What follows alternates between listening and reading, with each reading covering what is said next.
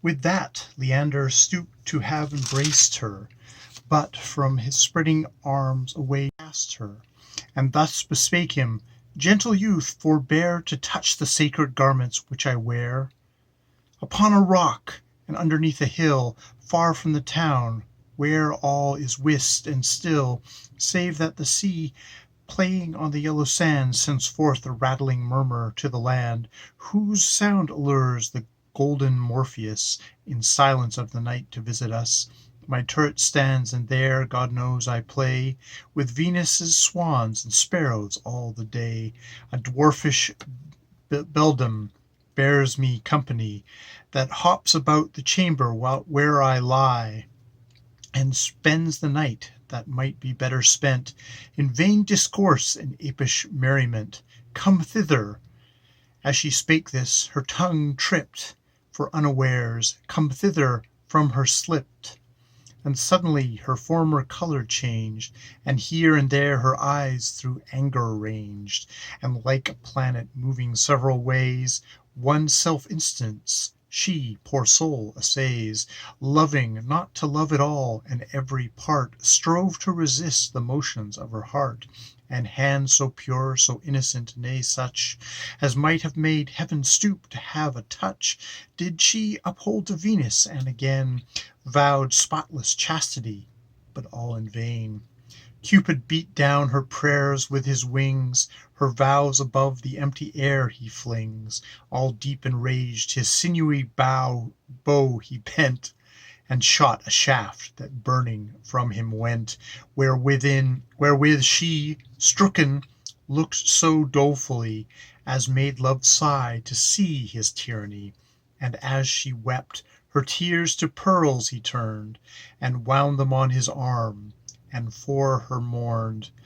Then towards the palace of the Destinies, laden with languishment and grief, he flies, and to those stern nymphs humbly made request, both might enjoy each other and be blessed.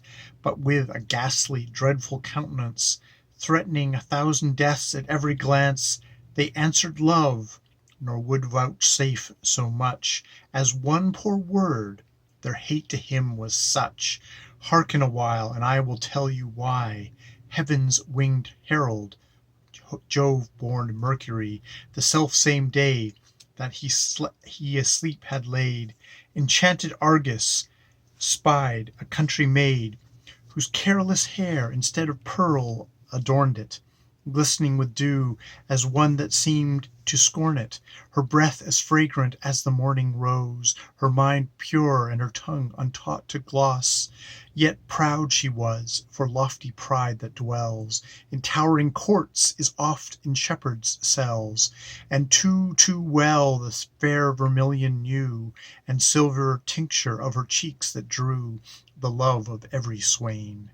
On her this god enamored was, and with his snaky rod did charm her nimble feet, and made her stay, the while upon a hillock down he lay, and sweetly on his pipe began to play, with smooth speech her fancy to essay, till his twining arms he locked her fast, and then he wooed her with kisses, and at last, as shepherds do, her on the ground he laid, and tumbling in the grass he often strayed, beyond the bounds of shame, in being bold, to eye those parts which no eye should behold, and, like an insolent commanding lover, boasting his parentage, would needs discover the way to new Elysium. But she, whose only dower was her chastity, having striven in vain, was now about to cry, and crave the help of shepherds that were nigh. Herewith he stayed his fury, and began to give her leave to rise. Away she ran, after went Mercury, who used such cunning as she, to hear his tale, left off her running. Maids are not won by brutish force and might, but speeches full of pleasure and delight. And knowing Hermes courted her, was glad that she such loveliness and beauty had, as could provoke his liking, yet was mute, and neither would deny nor grant his suit, Still vowed he loved, she wanting no excuse to feed him with delays as women use, or thirsting after immortality.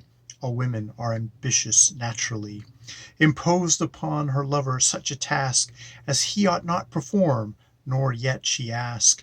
A draught of flowering nectar she requested, wherewith the king of gods and men is feasted. He, ready to accomplish what she willed, stole some from Hebe's Job cup filled, and gave it to his simple rustic love, which being known as what is hid from Jove, he inly stormed and waxed more furious than for the fire filched by Prometheus, and thrust him down from heaven. He, wandering here,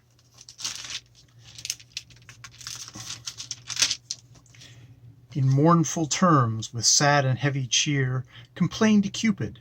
Cupid, for his sake, to be revenged on Jove did undertake, and those on whom heaven, earth, and hell relies, I mean Amantian destinies. He wound his love and forced them equally to dote upon deceitful Mercury.